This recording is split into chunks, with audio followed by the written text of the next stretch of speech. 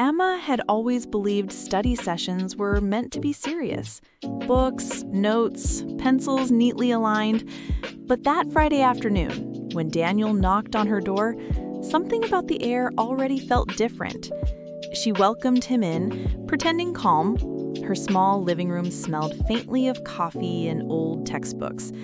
Sunlight filtered through the curtains, painting stripes across the table where notebooks lay unopened. Daniel dropped his backpack, his movements relaxed yet deliberate. He glanced at Emma, noticing the way her blouse clung slightly to her figure under the soft light. She shifted uncomfortably, aware of his eyes. They sat across from each other. At first, there was silence, pages turning, pens tapping, but soon their gazes lingered longer than the words they were supposed to read. The tension was almost audible. Emma leaned forward to explain a problem. Her hand brushed closer to his.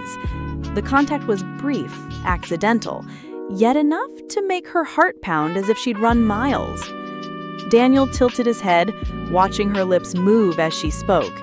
He wasn't hearing formulas anymore. He was caught in the rhythm of her nervous breathing. The air between them grew heavy. "Maybe we should take a break," she suggested, her tone casual but her pulse racing. Daniel smiled faintly, leaning back in his chair, eyes never leaving hers. "Or maybe," he replied slowly, "this is the real lesson." Emma tried to laugh off his words, but the sound came out thinner than she expected. She tucked a strand of hair behind her ear, hoping to steady her racing thoughts. Daniel leaned forward, resting his elbow on the table, and the space between them suddenly felt too small, too charged with something neither dared to name. The books lay open, but neither of them could focus anymore. Emma traced the edge of a page with her finger, pretending to read, while Daniel's eyes never left her. His gaze wasn't heavy, it was patient, curious, as though he was solving a different kind of problem. She finally looked up, their eyes locking for what felt like an eternity. Her breath caught, and she quickly glanced away, her cheeks warming under his attention. The silence stretched thin, vibrating like the string of a violin ready to snap. To break it, Emma stood up and offered him some water. The clink of the glasses was the only sound in the room as she poured.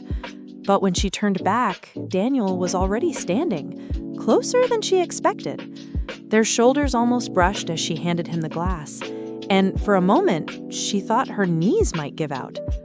"Thank you," he said softly, his voice lower now, like a secret meant only for her. The simple phrase seemed to linger in the air, wrapping around her in a way she couldn't explain. She forced a small smile, but inside, her pulse was hammering. They sat back down, yet something had shifted. Every word they exchanged felt layered. The quiet in Daniel's room had taken on a new weight, the kind that made even the smallest sound echo louder than it should. Emma leaned back slightly in her chair, trying to regain composure, though the lingering warmth from their accidental touch was still pulsing through her skin. She told herself to breathe, to focus on the equations in front of her, but her heart didn't care for numbers anymore. Daniel shifted in his seat, closing the book with deliberate calm.